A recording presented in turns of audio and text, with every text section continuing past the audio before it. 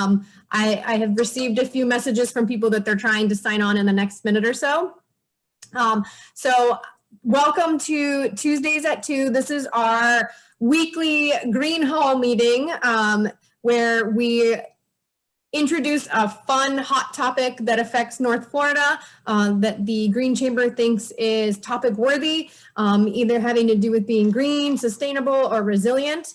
And we kick it off with our speakers and have a discussion on the topic.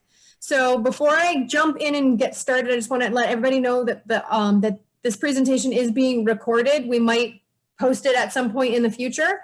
If you don't think that if that's not okay with you, then just let us know. Kind of shoot me a message in the chat box, and we can address that then. Here's our time frame. That we're going to get started with an icebreaker, and then we're going to jump into the speaker's topic. Christina Nelson is going to be our speaker, and you're going to have about 8 to 10 minutes. I will let you know depending on time. I'll give you the little thumbs up or the wave that it's time to wrap up. And then we'll go into about a 5 to 10 minute discussion from the group. Then Christina, you'll answer any questions at the end, and we will all walk away with our Tuesday takeaway. So with that, let's jump into a quick icebreaker. It's a small group right now, so there's just the 4 of us. Everybody, if you would, please put your name and contact information into the chat box. This is a way for you to feel connected to the group, especially the speaker, Christina, so that anybody can follow up with you afterwards if they have questions on some of the things that you discussed. You can feel free to share your phone number or your email or just a website that you have, whatever contact you feel comfortable sharing would be great. So I'm going to give you guys just a second to type your stuff into the chat box. And I will say while everybody's still typing, please remember to cut and paste and copy the chat box at the end if you want to follow up with anybody. I'll try to stay on I'll keep the Zoom open for about a minute or so after the time so that everybody can adequately copy their chat box so that they can follow up with people that they want. So with that, I want to introduce our speaker. Actually, Christina, I'm going to have you introduce yourself and then jump right into our topic. All right. Well, thanks, Chris. I'm Christina Nelson. I'm an environmental attorney here in Jacksonville with Finger Nelson and McGuire. I've been practicing here in Jacksonville, actually practicing law for probably over 20 years now. And previously I've worked kind of in the private segment and in the public. I worked for the city of Jacksonville in the Office of General Counsel before starting my own practice doing environmental law. I am a member of the North Florida Green Chamber Policy Committee, where we discuss state and local topics, keep track of what city council is doing, just any number of kind of policy things. I'm also as an attorney, I'm also in the Jacksonville Bar. I'm a part of the Real Estate Environmental Committee. And I guess this is our 2nd year, we've hosted a joint meeting with the North Florida Green Chamber. So the last one we had was just last week. And the theme this year was the city of Jacksonville's Brownfield program. Specifically, the city's just recently received some grant money from the Environmental Protection Agency. And then we also had another attorney speak, Brenda Ezell. She spoke about economic development through affordable housing. It was Mary Taponi and me, and I think Chris kind of had a say on what we were doing, and we felt that these topics were timely. So that's what we did. We want to see brownfield property redeveloped. We want to see cleanups. And I think affordable housing kind of plays into that as well. There are some brownfield sites that are affordable housing here in Jacksonville. So we heard from Brenda Ezell, who spoke about that. And I'll just tell y'all, I do not claim to know real estate law or Florida housing law. I'm very, very specialized in just do environmental law. But Brenda told us about current and legal landscape of affordable housing in the state and specifically in the North Florida region. She focused on federal tax credits and their use and impact on underserved communities, opportunities, and economic development, and their impact on real estate. She was also joined by a developer, which was kind of neat, a guy named Darren Smith, who's with Smith Hensey. And he's a developer who does affordable housing and an advisor for affordable housing. And they worked on a joint project together. And I think they both kind of brought up a real practical angle to what we were talking about. And then the second topic was presented by Jody McDaniel. She's with the City of Jacksonville's Brownfield program.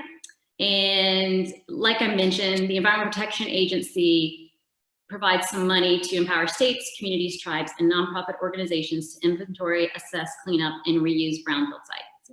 And Jody basically focused on, there was an assessment grant the city recently was awarded from EPA, and there's also another program called the Revolving Loan Program, and both of which of those funds have funding available for investigating contaminated property. So the first one, the assessment grant they just received, it's for $300,000, and it's going to be used to perform site assessments that are needed for due diligence. So when you go to buy a piece of property, you're supposed to perform your due diligence, and those are called a phase 1 environmental site assessment or a phase 2, depending on what that property kind of needs. Phase 1 is there's no sampling done. A phase 2, you actually go in and do some sampling. The grant project period is about 3 years, and it's going to end on September 30th, 2022. And properties that have some sort of known or suspected contamination can apply for these funds to complete the phase 1 and phase 2. And I think Jody said they were planning to issue funds for 12 phase 1s and 6 phase 2s. The grant's open to anyone, private developers, nonprofits, governments. It is a grant, so you don't need to pay it back.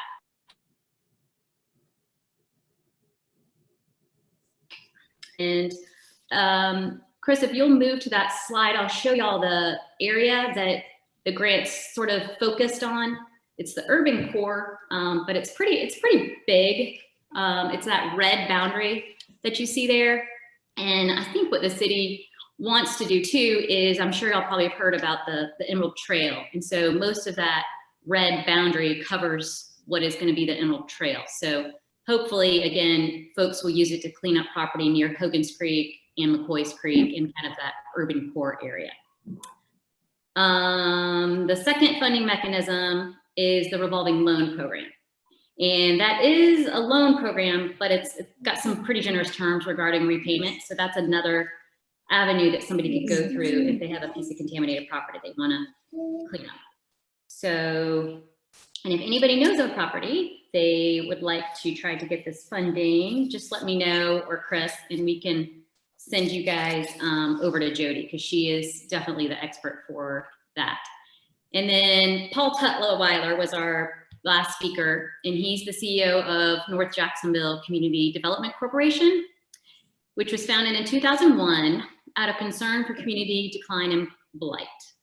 And they've refocused their efforts on real estate development and revitalized the business and residential community immediately surrounding an area called North Point 1.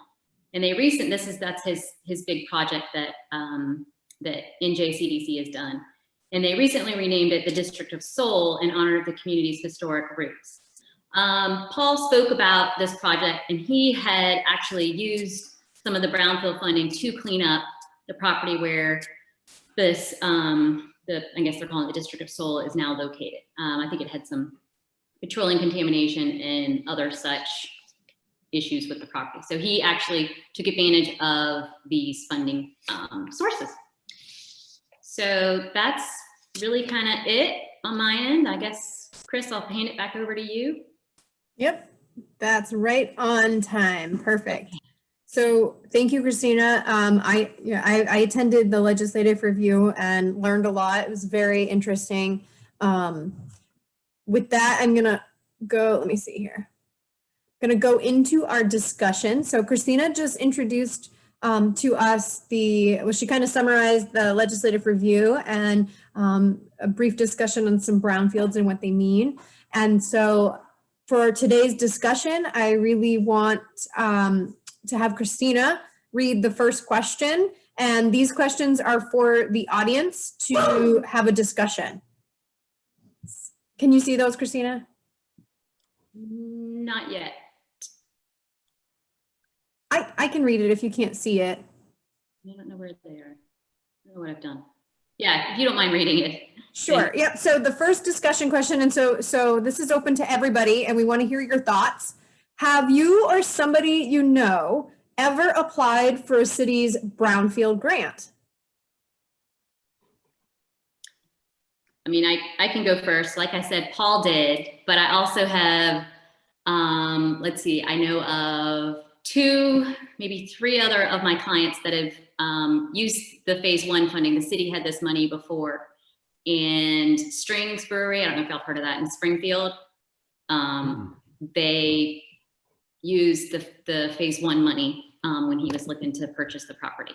And then another property kind of more on the north side, these 2 ladies ended up buying a piece of property that was kind of a bulk oil storage, and they used it. So to try to get it cleaned up. And then trying to think of the third one, Paul's. But yeah, I don't know if anybody else has. I'd be curious. Not that I'm aware of, no. Okay. I think the important thing is the city needs to get the word out, to developers and to people who are looking to, buy contaminated property, because it's the phase 2 money can get big. That's, the phase 1 can be, I'd say, between, I don't know, $3,000 to $5,000, but the phase 2 money, when you start putting samples in the ground, and that can get to be expensive. So it's kind of nice. And it can mean the difference between, somebody buying a property or walking away. So. I have a couple of questions with this. So I don't know if you know the answers to these, but one part of the question is, can you use it for like gas stations?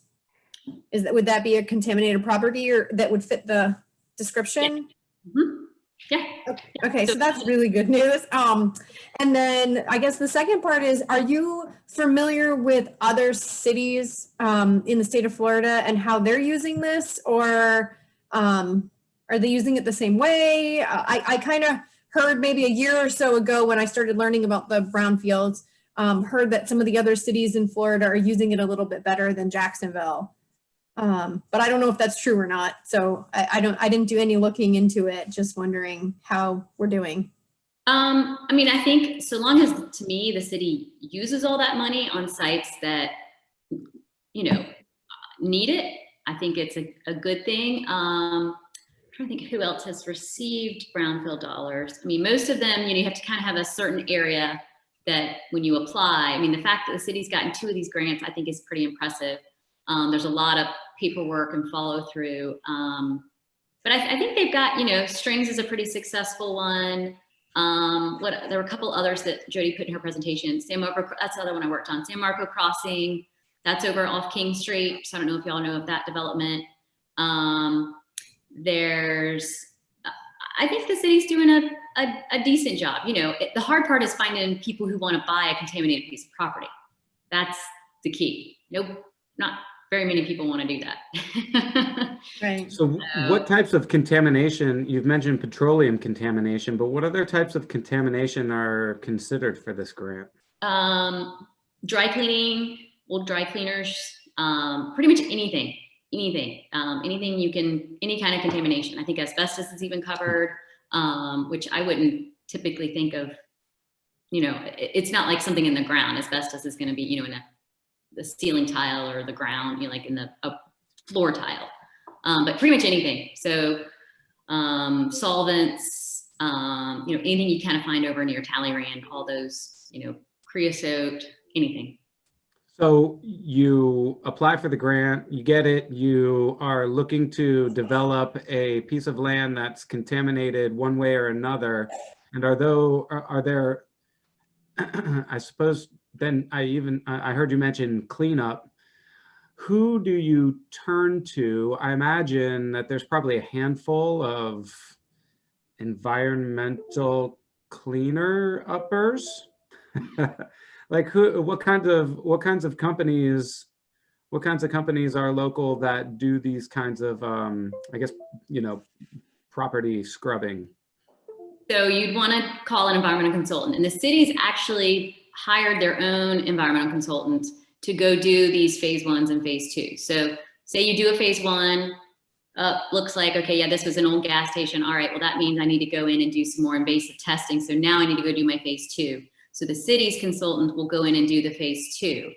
And that will tell you, kind of what you're looking at on the property and how much, if they can get their hands around it, I think their money can also be used to tell you, kind of how much it's going to cost to clean up, because the city's money does not cover cleanup right now. But the state has some other funds that are available that you could try to, get into those programs to try to get the state to clean it up. So it's, and the people, this, because the city has to go through procurement and they procured whoever their consultant is, but I'm not sure who their consultant is on this grant. In the past, it was Tetra Tech, so I don't know if that's still them, but they would go out there and actually, do the research for the phase 1 and then do the actual testing for the phase 2. And so, sorry, this is all kind of interesting and new to me. And so you have this property, you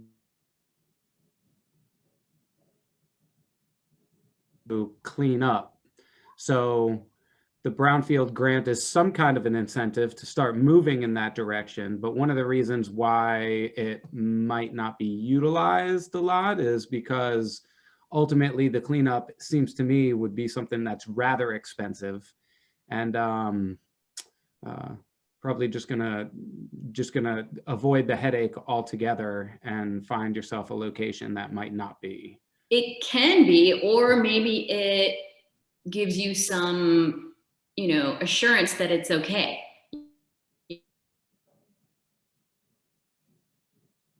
Maybe it's a tiny little area right here and it's going to just cost, everybody was freaking out about it. And guess what? We only found one little, spot that's soil, and, the consultant thinks he can clean it up for a $5,000 dig and haul. And so you're like, okay, well, I can handle that. So it's, or it turns out you've got groundwater that looks like it's going off site. You don't know where it ends.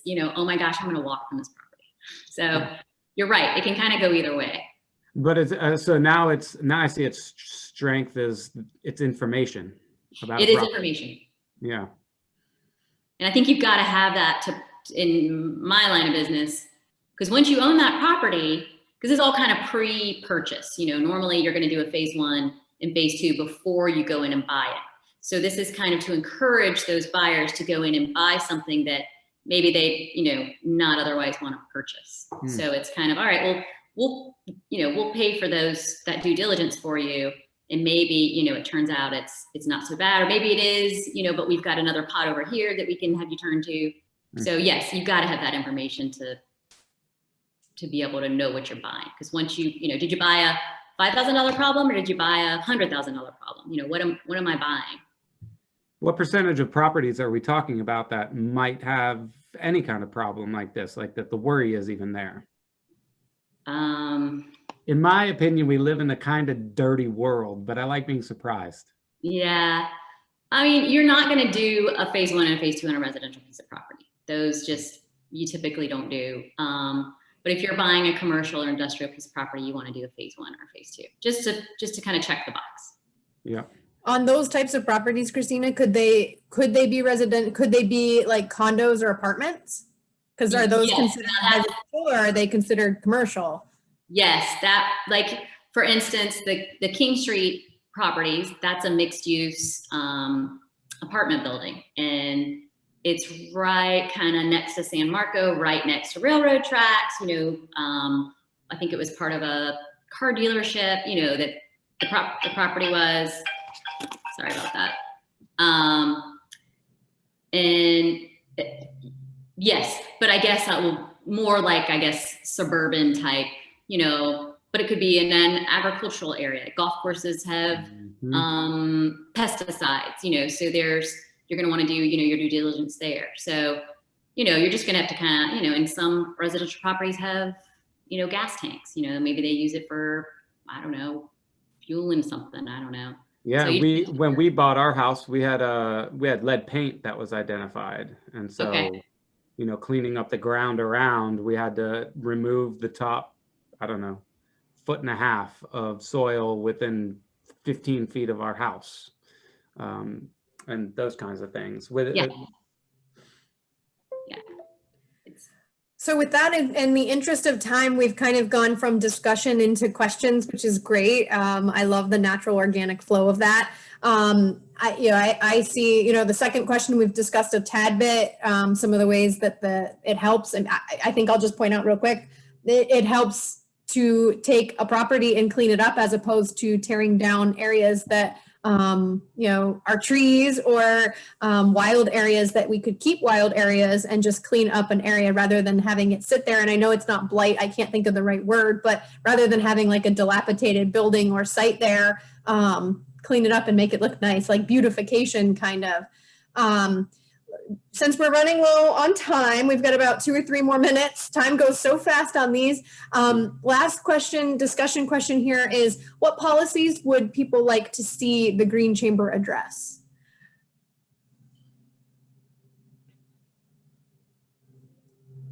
So since Christina and I are on the policy committee, we would just love some feedback. All of them? Well, what are all of those? Like what, Yeah. There's so many that we can choose from, but if the audience has a concern or an interest that maybe they could point out, it would help us. Any thoughts?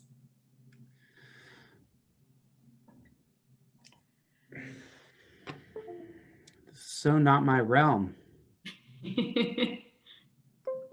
That is okay, Eddie. If you think of something, you can always let me know later and I'll share it with the group. Same with you, Emily. It's such a small group today. We can actually talk to each person individually. So with that, I think it's nearing the end and we have 2 minutes. So we're making very, very good time. But we will go ahead and wrap it up. And the way that we like to wrap up our Tuesdays at 2 is with our Tuesday takeaway. And I would love for everybody to please type in their chat box, except for you, Christina. Everybody type in your chat box what your Tuesday takeaway was from our discussion today. And while you're typing that into the chat box, Christina, can you just verbally say to the group what you thought your Tuesday takeaway was for today? I would love it if you guys would spread the word that the city's got, some funding available to clean up these properties. It's a great program, and brownfields are definitely something we should focus on and try to get rid of. Yeah. Cool. Excellent. Well, thank you for being our speaker and introducing such a cool topic. Sure. And I hope you enjoyed our Tuesday takeaway. And with that, we are right at, I see Eddie's typing something. Are you typing something, Eddie, on your Tuesday takeaway? I is. Okay. Well, before anybody logs off, make sure that you cut and paste the chat box with the contact information if anybody wants to do follow-up afterwards. We also encourage people to follow up just for networking purposes. Part of the Green Chamber is to connect sustainable professionals in the area with other sustainable professionals in the area. So think of it as a way to network and meet other people. And with that, I think we'll just go ahead and say goodbye. And I will tell you next week's Tuesday at 2 is actually, is next week? Yeah, next week is election day. So we're actually doing we're doing a pre-recorded topic with the Sierra Club. And then after that, the entire month of November, this is actually super cool. If you could spread the word on this, you know how after Thanksgiving, there's the Black Friday and then Small Business Saturday? We're gonna make the entire month of November, all the Tuesdays at 2 are gonna highlight Small Business Saturday and kind of create a shopping guide for the holidays with all the Green Chamber members that have gifts that could be purchased locally or in a green way. So that kind of helps you with your holiday shopping. And everybody who joins the Tuesdays at 2 will get a discount from the merchants and the vendors that are on the panels for the whole month of November. So with that, thank you, everybody. And I'm going to go ahead and log off. Thank you, Christina. Thank you. Thank you. Bye, y'all. Bye.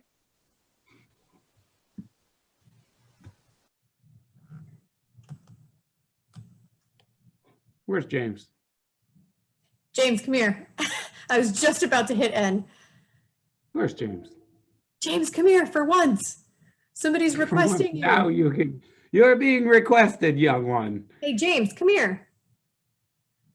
Emily, I don't know if you're on, but it's good to see you. Well, not seeing you, but it's good to see your name on here. I'm sorry, I was actually at work and I wanted to tune in. I forgot I had to go nanny today, so I couldn't really answer any of the questions because I was trying to get them to just leave me alone for like 20 minutes. But yeah, no worries. James, I'm going to say goodbye to Mr. Eddie if you don't come over here quick. He's actually doing his homework. He's doing Oh, don't let me interrupt. He's writing out stories for he's creating his own Halloween stories. So we picked like 20 things that are Halloween, and I wrote the words out so he knew how to spell vampire and all that kind of stuff. And now he's creating a story with all the Halloween words. Christina, I actually have a question for you now that I can actually speak. So with the real estate committee that she's a part of, like how many real estate agents are actually involved in, like, do they even know about this program? Are they involved in like cleanups to have like new housing developments or commercial? You know, I think that's a really good question, Emily, and I don't know the answer to it. A parrot.